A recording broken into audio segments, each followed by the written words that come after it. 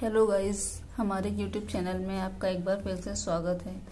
आज हम लोग दो चर वाले रैखिक समीकरण की एक्सरसाइज 3.5 करेंगे, जिसमें हमने आपको इससे पहले की वीडियो में थर्ड क्वेश्चन बता दिया था। तो आज हम आपको सेकंड क्वेश्चन बताएंगे। उसका फर्स्ट पॉइंट दे रखा है, कह रहा है ए और बी के मान के लिए रैखिक समीकरण के युग्म के अपरिमेय रूप से अनेक हल होंगे। तो इसके लिए हमको क्या करना होगा, दो इक्वेशन दे रखी है। पहले दे रखी है 2x + 3y = 7 और दूसरी दे रखी है a - bx + a + by = 3a + b - 2। अब देखते हैं इसको सॉल्व कैसे करेंगे। हमारे पास जब दो इक्वेशन दे रखी है और कह रहा है अपरिमित रूप से अनेक हल होंगे, तो जो ये दे रखा, तो जो हमने इस व्यापक समीकरण आपको बताया था a1x + b1y + c1 = 0 और a2x + b2y + c2 = 0।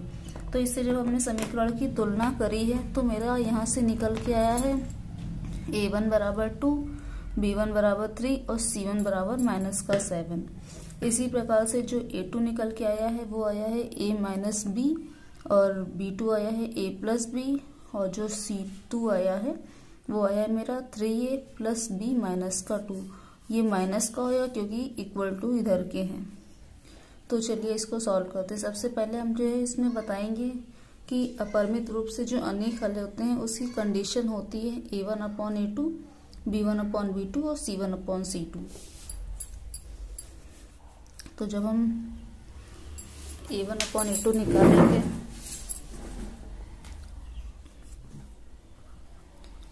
a1/a2 निकालेंगे तो मेरा आ जाएगा 2/a - b। और जब b1/b2 निकालेंगे, b1/b2 निकाला तो मेरा आ गया 3/a + b। और जब हमने c1/c2 निकाला तो मेरा आ जाएगा -7/- 3a + b -2। माइनस माइनस तो कैंसिल हो जाएंगे।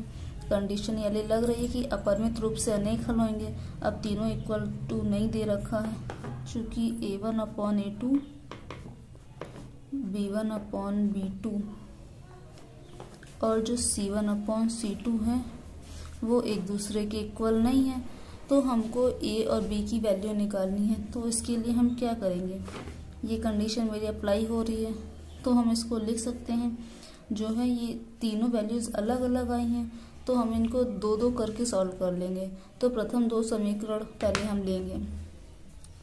तो हम ये लिख सकते हैं इसकी जगह कि हमारी जो वैल्यू आई थी a1/a2 की 2/a - b = 3/a + b = 7/3a + b - 2। अब हम दो को लेके सॉल्व करेंगे और a और b की वैल्यू निकालेंगे सबसे पहले। तो प्रथम दो समीकरण से हम प्राप्त करेंगे,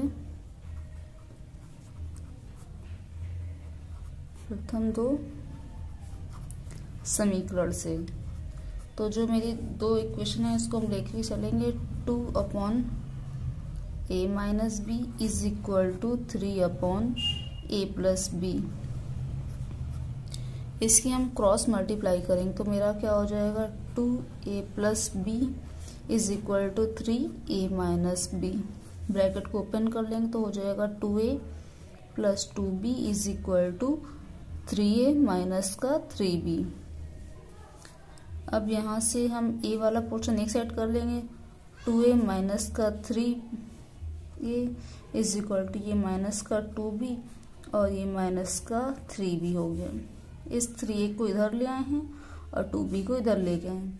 तो ये 3a में से 2a जाएगा तो सिंपल 1a बचेगा माइनस का, = यहाँ पे हो जाएगा माइनस से माइनस प्लस और 3 to 5b। ये माइनस से ये माइनस कैंसिल हो गया, यानी एक इक्वेशन आ गई मेरी a - 5b = 0। इसको इक्वेशन 1 बना लेंगे। अब हम जो है ये इन दोनों का यूज करेंगे तो लिख देंगे अंतिम दो समीकरणों से। इससे भी हमको एक इक्वेशन बन जाएगी, यानी 3/a + b is equal to 7/3a + b - 2। Cross multiply करके इसको सॉल्व करेंगे तो हमारे पास आ जाएगा 3a + b - 2 is equal to 7a + b। इसका ब्रैकेट ओपन करेंगे तो आ जाएगा 3 3 = 9a + 3b माइनस का 3 2 = 6 इक्वल टू 7a + 7b। अब जो मेरा 9a ए वाला पोर्शन इधर कर लेंगे तो ये माइनस का 7a हो जाएगा, माइनस का 6 इक्वल टू ये 7b था, माइनस का 3b हो जाएगा। अब हम इसको सॉल्व करेंगे, 9 में से 7 जाएगा 2a हो जाएगा, माइनस का 6 इक्वल टू 7 में से 3 जाएगा तो 4b हो जाएगा। तो एक इक्वेशन मेरी बन गई 2a माइनस का 4b और माइनस का 6 इज इक्वल टू 0। अब यहाँ से हम 2 कॉमन ले सकते हैं तो मेरे पास हो जाएगा 2 अगर हम कॉमन ले लेते हैं तो a माइनस का 2b माइनस का 3 इज इक्वल टू 0। अब इसमें जो 2 कॉमन लिया इसको हम 0 के इक्वल बेस की एक इक्वेशन और बना लेंगे।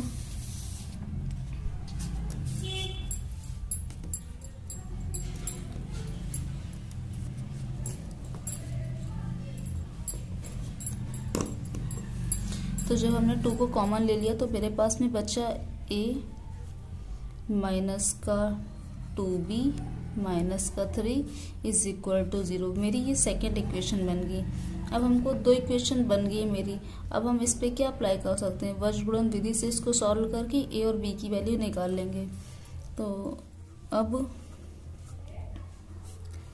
मेरे पास 2 इक्वेशन आ गई। एक इक्वेशन मेरी आई है a minus 5b is equal to 0, a minus 5b is equal to 0, और जो सेकेंड इक्वेशन आई है वो a माइनस का 2b इज इक्वल टू 3 को वज्र गुणन विधि से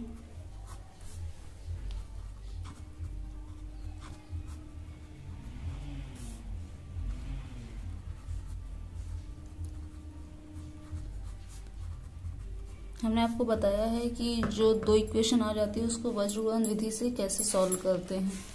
तो उसके लिए हम यहाँ से जो दी गई समीकरण है, दी गई समीकरण की तुलना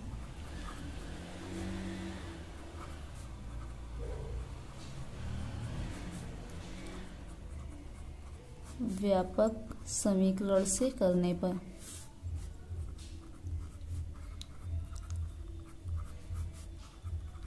व्यापक समीकरण होता था, वैसे तो नॉर्मल एक सिंपल ए लिखते थे, लेकिन हमें ए और बी की वैल्यू बतानी तो इसके लिए हम कैपिटल ए का यूज कर लेंगे। a1x plus b1y plus c1 is equal to 0 और a2x plus b2y plus c2 is equal to 0। तो मेरा यहाँ से जो a1 की वैल्यू आएगी वो हो जाएगी सिंपल 1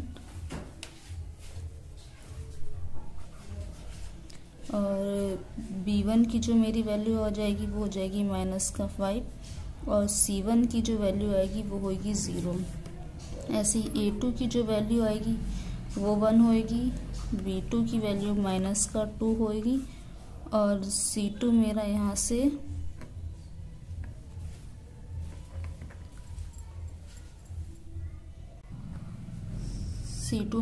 से माइनस का 3 आ जाएगा।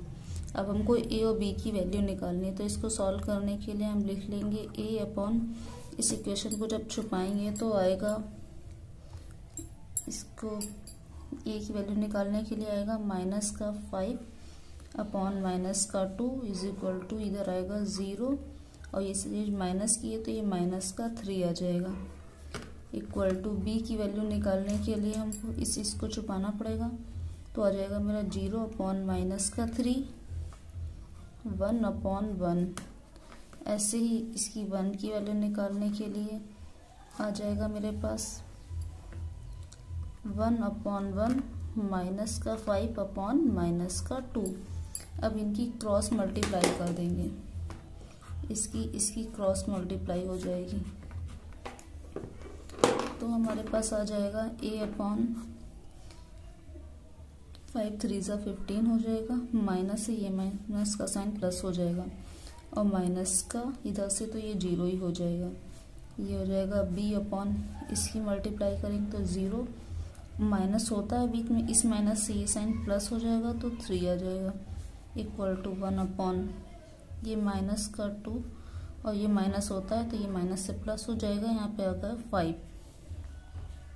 तो मेरा a/15 हो जाएगा, b/3 हो जाएगा और ये 1/+3 हो जाएगा। अब हम a/15 इज इक्वल टू 1/3 से लेके चलेंगे तो मेरी यहाँ से a की वैल्यू निकल के आ जाएगी 3a इज इक्वल टू 15। तो a बराबर हो जाएगा 15/3 यानी 5 3 5 × 15। तो मेरे पास a की जो वैल्यू आई है वो निकल के 5 आ गई। उसी प्रकार b की वैल्यू निकालने के लिए b/3 इज इक्वल टू 1/3 के लेंगे, क्रॉस मल्टीप्लाई करेंगे तो मेरे पास आ जाएगा 3b इज इक्वल टू 3। तो b बराबर 1। मेरे पास a और b दोनों की वैल्यू आ गई है। चलिए एक बार फिर से इस क्वेश्चन को रिपीट कर दे रहे हैं।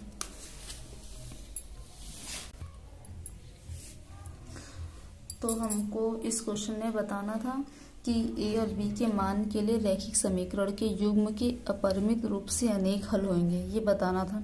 2 इक्वेशन दे रखी थी, हमने इसकी तुलना व्यापक समीकरण से करी तो a1 b1 c1 और a2 b2 c2 की वैल्यू निकाल ली। जब हमने a1/a2 और b1/b2 और c1/c2 को निकाला तो वो तीनों बराबर नहीं थे, इसलिए हमने इस पर वज्रगुणन विधि लगाई। वज्रगुणन विधि लगाने के लिए पहले हमने a1/a2 और b1/b2 c1/c2 की वैल्यू को रखा, फिर दो समीकरण को सॉल्व किया, जिससे हमें a से एक इक्वेशन बनी और दूसरे वाले समीकरण से दूसरी इक्वेशन बन गई, दूसरी समीकरण बन गई। अब ये 2 समीकरण हमको मिल गए, इसके बाद हमने वज्रगुणन विधि लगा दी इस पे। ये वज्रगुणन विधि लगाने से जब हमने इसकी व्यापक समीकरण से तुलना करी तो हमको यहाँ से a1 b1 और c1 a2 b2 c2 की वैल्यू मिल गई।